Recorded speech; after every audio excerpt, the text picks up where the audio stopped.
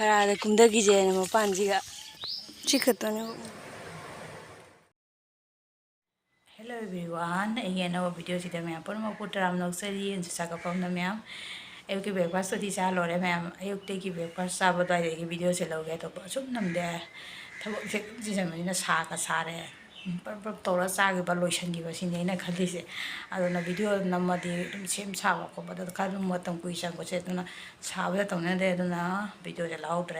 Ada di breakfast apa couple ako ino tuition dia le ako paga tau na ayukta ngan na sa le ako kung mga makai de mo tuition dia haure magic la mau pijare ay ga na ako puti sa lore no sara matung da ko bana kai ra tau sia ngasi jendem hawai to iron sa sia do ko jendem je ma sa yam pok thue ba ko hanai pambi ali bo ino di phajaba wa le pambi do pixel le ba ko hana di maka ga yam saw saw na phajara mani mina sudum lauro sai ma ko da kai mina ko jengal ke mem ko bin jenem pambi mem do so jenem chara lo ning bole de ko de lawu law ai mem jam phajare jenem chara so jam lai re do himina si sara me idili ka si ba su ya de khamra lik tu si re sai je to mari tawra ga ne gam na ka chabi tawre ba ko na lik kam da si de sara de se samna ka si hasa na ka lai ni sabana la se kang ngam de himina si ma ta ba ko siga laire khoi ji dem se macha pokthok ba mayam dina song bana loira bane aduga wana na su loire wakha gi do leibani na ko ado senga da bu su ngaji ngasi sengani nongala muno no sitpa una ge ta bani na yam mosalle do sengba ko pasu ngamdre kang na ekdam pham nam de andak se ko senga matung da su no ma do usar ja bane na phukto ani de khara ma thajala ne do sana ba khara su dum lela pusan gar ga macha ring si so ja bane loksala ge si so wa jing jing na tha do ko dong ne kamra maru jaw na ga mara ba jana jaw ba se ko sim lai re na lai ba sim lai re sigam tha jala swai dam tha jala tham so ne macha ni putal age ba se ga jing jan doi ni si mara ba da jaw ni na jan ba ga dum hinga dum ba ko ada bakara jina maka khara len thalaga pi en hane jam hana di am sawrom mane bisa pi khare mayamna ju sari mi je ko je singbi dre hanga nam ko chapi khare hane ran sawdre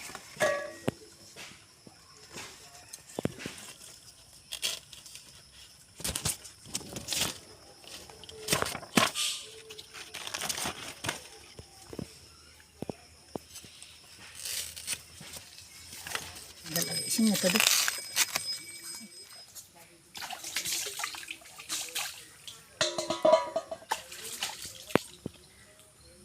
Mayam ko ma jendem chamni.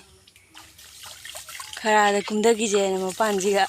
khara da kana mon ja dre ba je ba man li ba de ko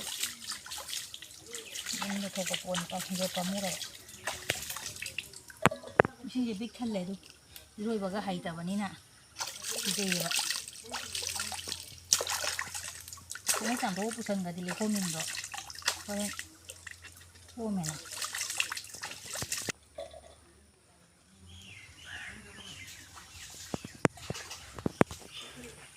Mayam si nungsa ba sai.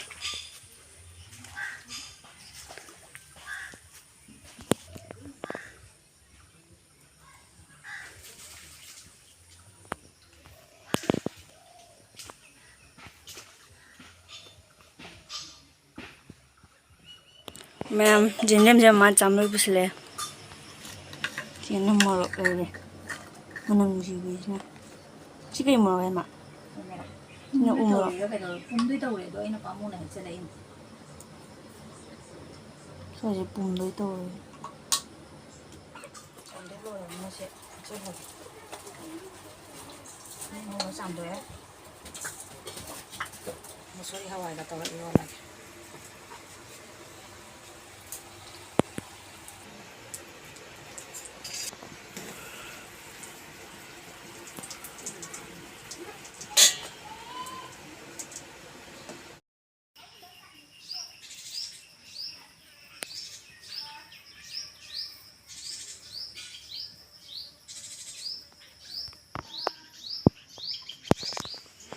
Ma'am, ito ni kok manggela ini. Kita ni kok manggela ma'am. Yung lahap na ba? Sige si Yendem mau. Jinam mo ito. Jinam nila. Kami yung supale.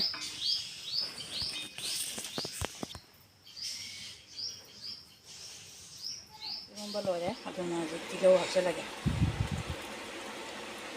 Yung buhok hapsalage. Ano na siya? Masang gusto di rumbay siya haon. Adi, hinjang po na uloy pa niya ito yun. Ay, Chaningde ba? Ito jaw doon niya. Hindi ba? Ba't ka mga gusto? Ano pa di sada? Ma'am, nanaw ki art ni siya. Dua bit sa kiyo mo. Ma'am, sina machi chana ba? Napamba ba ito mo sa ganda? Ay, favorite mo ito na siya. Ay, siya jam pa mo. Mama ki di jaw dre siya. Mama di mama ay sarap niya ba, ma'am? Yung bahaw bro. Hawi ma. Masa iron gani haiba duga tallure khara. Ay, Chak Chaningde ko. Chakala kanong si life to. Masi faradi. Irola su zai natra. Ay, favorite mo ito mo.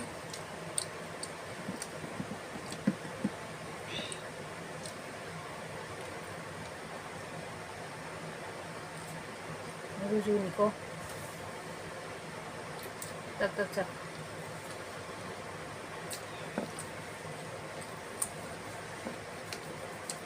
Hawi. Mok sa bro. Ilong bay dong mok sa tak tawla di haw. Sarang wani da sara thakala ko ni ilong bay je.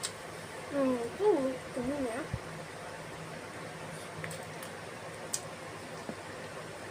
Ma'am, try to be yung hawi yung siya. Ngai pen.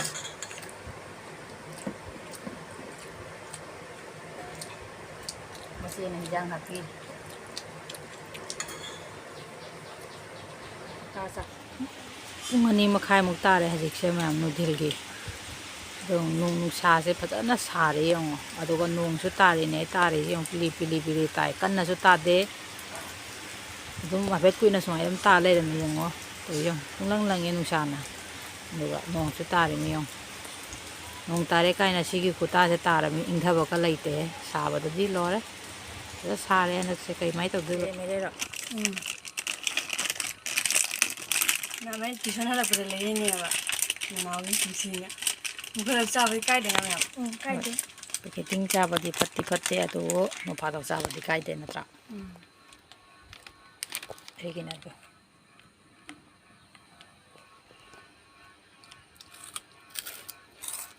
Rồi cha cái sân đá cái. Rồi qua để giảm chán không để xí cái tăng cái thà đi ra rồi. Rồi bữa nào đi ra rồi nào mình đào gì sẽ bị chết chưa nào đi xa bên nó ngay bro in nó ngay bro đâm đa nó ngay bro lang thang nó ngay bro Đâm đà. lang đa sẽ cái đầu kìa Lang là khăn nồng đây. khang ngâm đi à ấy đi nó ngay bro ai khăn lên mình Ngay khăn lúa. Cái gì? nó ngay trọ pro xa lấy bro Ngay chả. ngay tè à nó đi Ấy đi nồng dù nó còn. ang jam sala sa ngay tao nida Ồ mà cái ngoài bấm chơi lên ngoài thì bấm chơi bà.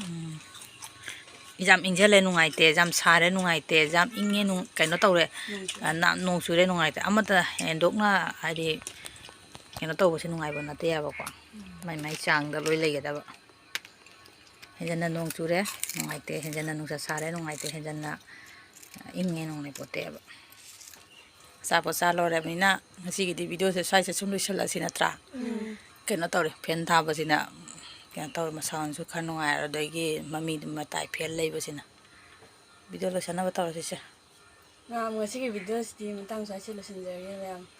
Nga video thì bu ngasi Ngasi ki video sih gue nungai Mayamna like, share, Ama subscribe tausanbiramu. Mayam jadi ngasi matang saja. Bye. Aduga mayam subscribe ki manakta bell icon anga laibodo ting ana on tausanbiramu. Jadi my video upload tawaga mayam dala ena. Motivation lakpa. Notification lakpa. Jadi bye. Bye. Bye.